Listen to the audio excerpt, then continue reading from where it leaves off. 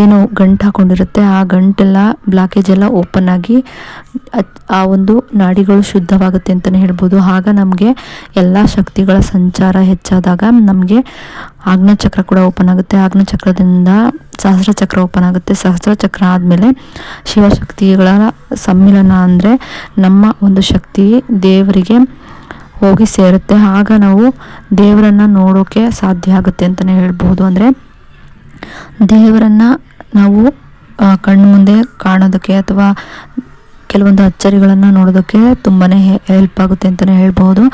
ಹಾಗೆ ಈ ಒಂದು ಮಂತ್ರವನ್ನು ಪಠಿಸ್ತಾ ಬರೋದ್ರಿಂದ ಅವರ ಜೀವನದಲ್ಲಿ ಹಣಕಾಸಿನ ತೊಂದರೆ ಏನಾದರೂ ಇದ್ದರೆ ಅದು ಕಳೆದು ಹೋಗುತ್ತೆ. ಅವರು ಜೀವನದಲ್ಲಿ ಕೋಟ್ಯಾಧಿಪತಿ ಆಗದೇ ಇದ್ದರೂ ನಿಮ್ಮ ಜೀವನಕ್ಕೆ ನೀವು ಬದುಕೋದಕ್ಕೆ ಎಷ್ಟು ಬೇಕೋ ಅಷ್ಟು ತಾಯಿ ಕರುಣಿಸ್ತಾರೆ.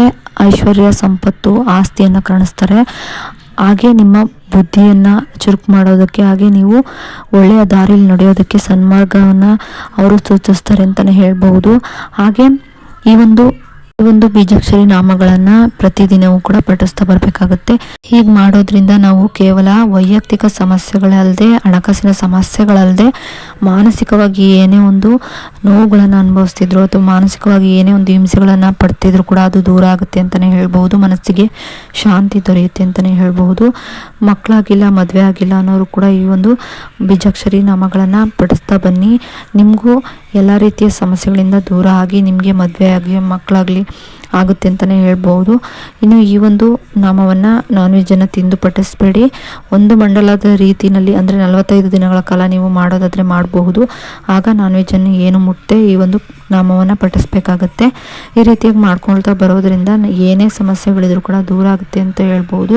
ಇನ್ನು ಈ ಒಂದು ವಿಡಿಯೋ ಏನಾದರೂ ನಿಮಗೆ ಇಷ್ಟ ಆಯಿತು ಅಂತ ಅಂದರೆ ಲೈಕ್ ಮಾಡಿ, ಶೇರ್ ಮಾಡಿ, ಕಮೆಂಟ್ ಕೂಡ ಮಾಡಿ.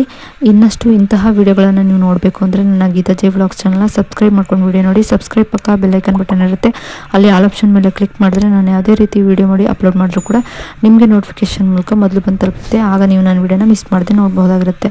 ವಿಡಿಯೋ ನೋಡಿದ್ದಕ್ಕಾಗಿ ಥ್ಯಾಂಕ್ ಯು ಫಾರ್ ವಾಚಿಂಗ್.